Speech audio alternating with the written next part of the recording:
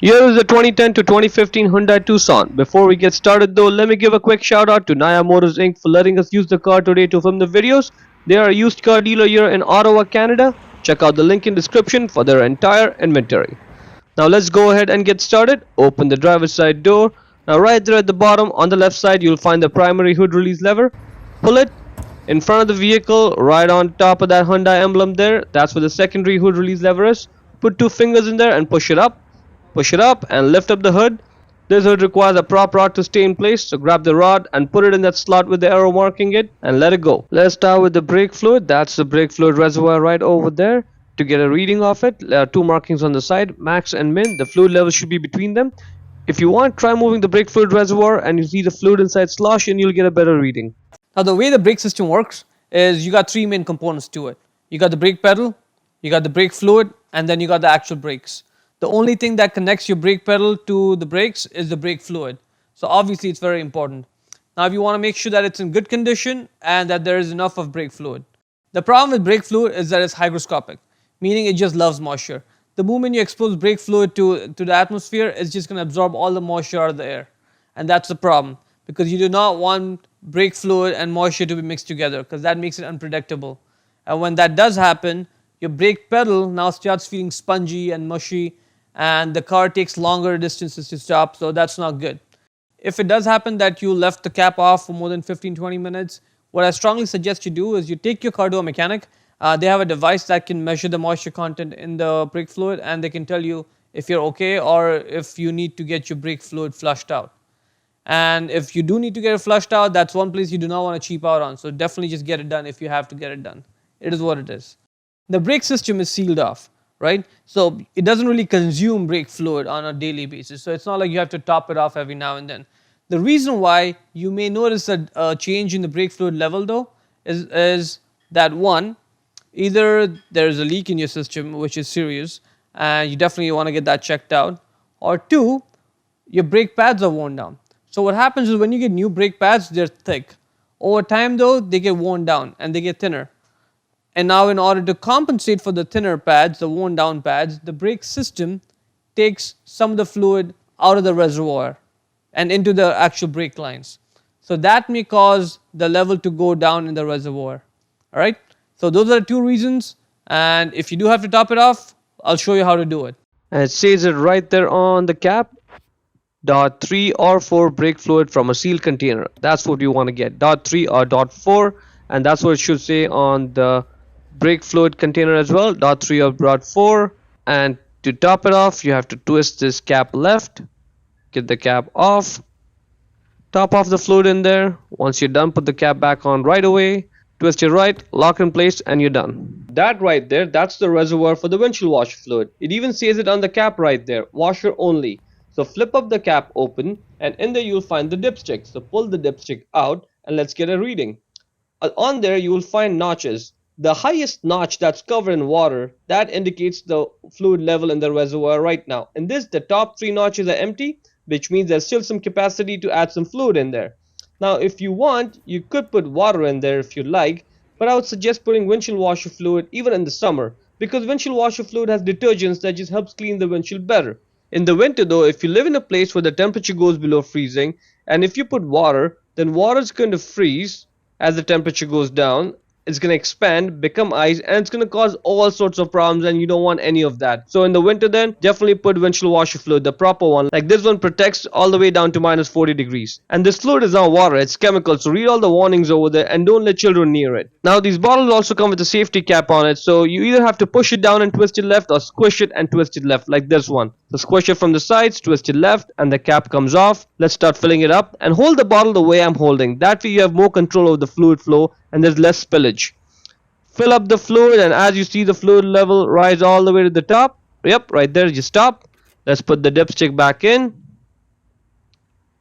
Close up this lid. Put the cap back onto the windshield washer fluid bottle, and that is pretty much it. Now what happens is when the engine is running, it just produces heat, right? It's burning fuel, so it gets hot. Now you want the engine to be warm, but you don't want it to overheat. Because if it overheats, then it just causes all sorts of problems, so you don't want any of that to happen. Now that's where the coolant comes in. Because what the coolant does is the coolant circulates within the engine, it collects all the heat, and now the hot coolant, it goes to the radiator, it cools off and comes back in, collects more heat, goes back to the radiator, cools off, comes back in. The cycle keeps on repeating again and again.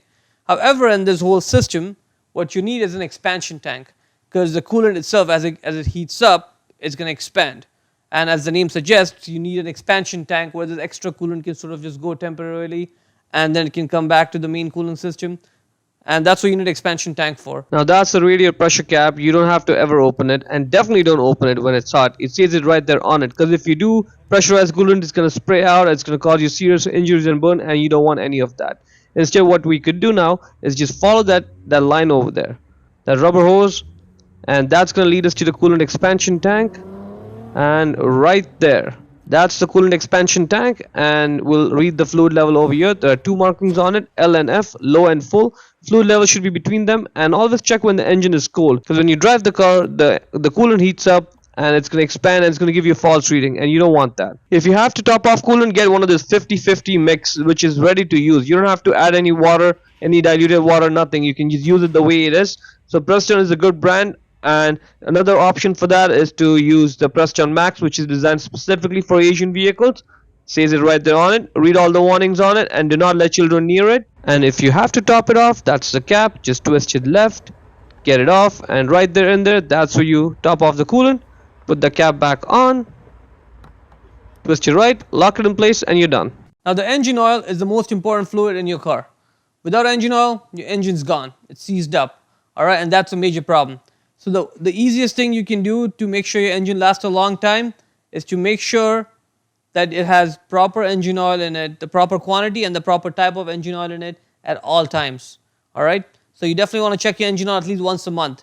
Don't wait for that warning indicator light to come on your dash. By the time it comes on, it's too late. And if you're in the middle of nowhere, you may not even have a way to go get new engine oil and top it off. So just check your engine oil level once a month at least. Now the reason why the engine oil is so important is because if you open up that engine, you will find there's hundreds of small pieces which are so close together, working at high speeds, under high temperature, and they just keep on going on for such a long time. And the only thing that prevents the metal parts from rubbing against each other is the engine oil. Alright? So that's the one thing you definitely want to make sure you are in good shape. That right there, the yellow dipstick, that's the one for the engine oil, and that's where you fill up oil from if you have to. But before we fill up oil, we need to know what the oil level should be, right? So let's check the oil level first. Now when you're checking the oil level, make sure the engine is warm, because as the engine oil heats up, it expands, and that can change the oil level reading a little bit on the dipstick. Also make sure the car is on a level ground like this, not on a driveway or with an incline on it, not on a sloped driveway, because that's going to change the oil level on the dipstick as well. And you will need a piece of rag to wipe the oil off the dipstick when you're done. Let's go ahead, pull the dipstick out, just pull it out straight, and once it comes out, we'll wipe it off, put it back in, get a fresh reading, and go from there. But before we do that, let's just stop here. You see there are two markings on the dipstick. L stands for low or minimum, and F is F for maximum. The oil level should be between low and full. If it's below low, that means there's not enough oil, and above F, that means there's too much oil, and even too much oil can cause a variety of problems. Put the dipstick back in, all the way. And now let's pull it out and get a fresh reading. In this case, the oil level is just about the F mark, just a little bit over that, so that's okay. So in this case, we don't need to take off any oil, and we don't need to add any oil. Oil is just where it should be. Once you're done, let's wipe the dipstick and let's put it back in. Now when you're putting the dipstick back in, make sure it goes in all the way like this. See that? It goes in, and then push it, and now it's secured in place. That's good. Now if you did have to add oil, we don't have to, but if you had to add oil, just make sure you don't add too much oil. So check the oil level, then add a little bit oil, then check again, and then add a little bit more. It's a lot easier to add more oil as opposed to taking off oil if you added way too much, right? It's just way too much work. Now what kind of oil do we need? It says it right there on it, 5W20.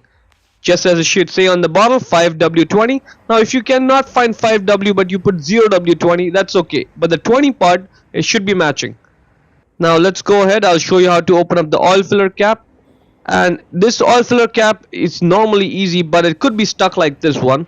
So you may even have to use a towel to help you to twist it left. You may even have to use both your hands to twist it left, and that's okay, because sometimes the oil and dirt and everything gets over there and gets it stuck.